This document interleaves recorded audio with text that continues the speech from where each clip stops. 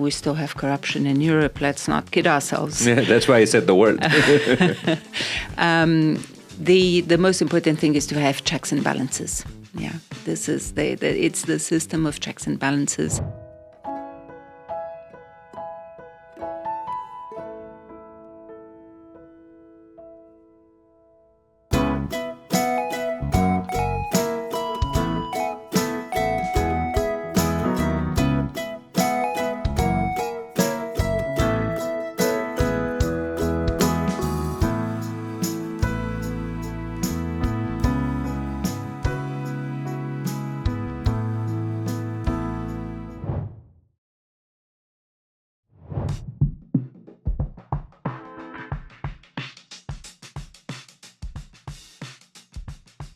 How has the European nations dealt with corruption? It's corruption in general, right? It's all across the world, not just us. It's all across the planet. Controlling corruption is one of the big things that I think we will be working towards in the future. Anything specific? Your take on corruption, Your Excellency? I think above all, I mean, we still have corruption in Europe. Let's not kid ourselves. Yeah, that's why I said the word.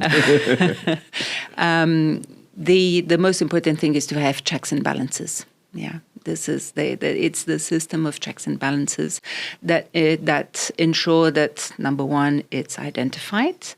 Number two, it's addressed. Strong judiciary, of course, is always necessary to deal with these cases.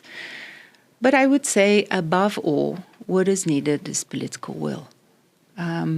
Corruption has been diminished, has been controlled. I wouldn't say disappeared, because it never quite disappears, but it has been controlled when there is strong political will and strong checks and balances in the state institutions. And a few things that obviously we partnered up and we've worked together, and we want to go ahead and see in our coming decades. We want to see a lot of change in that.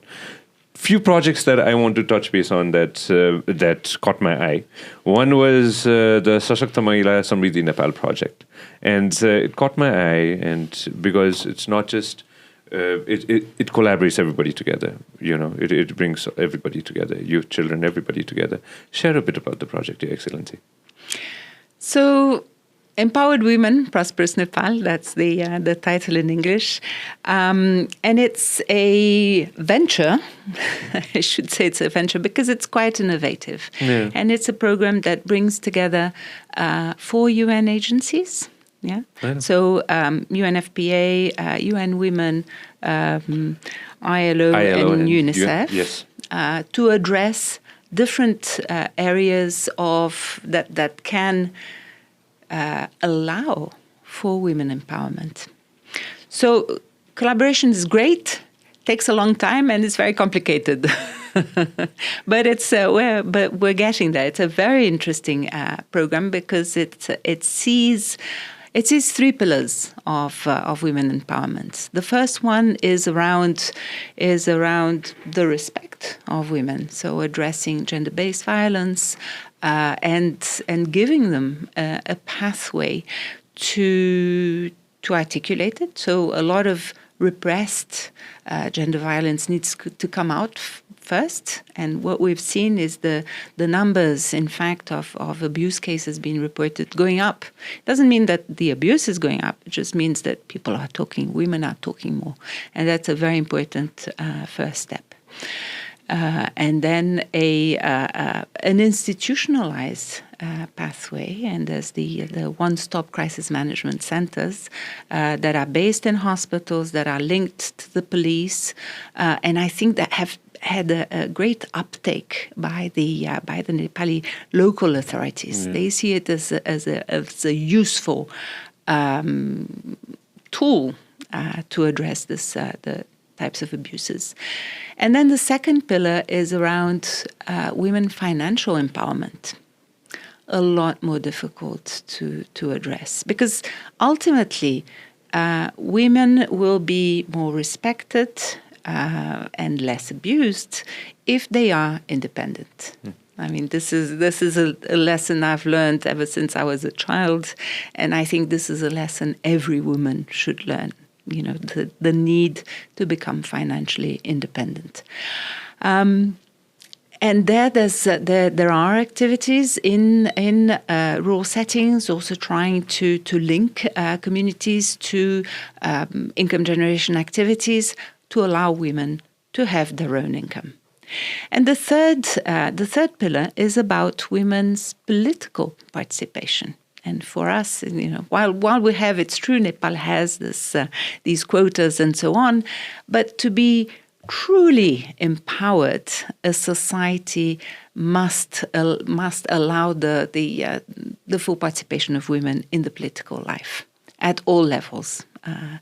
It's starting to happen. There have been few backlashes in the last election, but that's also a long-term effort to put women in positions of power. And we're very lucky that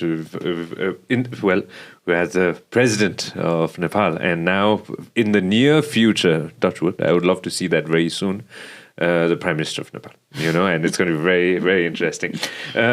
Tourism, this was a thought that came to me early in the morning, and I have a lot of friends in tourism. And a lot of European friends from a lot of European nations visit Nepal, not just for trekking, mountaineering, but again, to see Nepal, even if they're within our two different neighbors, again, come in. In the future, maybe a beautiful collaboration between Nepal Tourism Board and EU coming together. Maybe we could go ahead and play more advertisements in EU channels, just a thought process, or radio stations, or many things that we could do together in the future. Absolutely. I mean, one thing I should have mentioned before is that we work very closely with our member states. Yes. And we call it Team Europe. And we, depending on the subject, we collaborate with a group or with one or with two.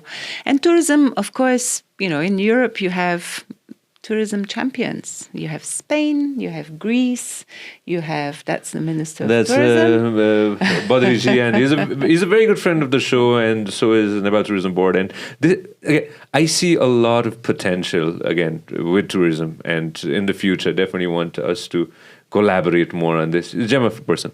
And like you were mentioning, within the European nations, So these European nations, I have had several offers, and I've actually communicated it to the minister, of our member states who are strong in tourism, who have, you know, who are second, third tourism destinations in the world.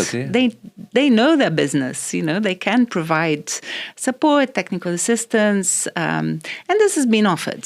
It's, you know, we need to take the next steps now. We're just working towards the next steps.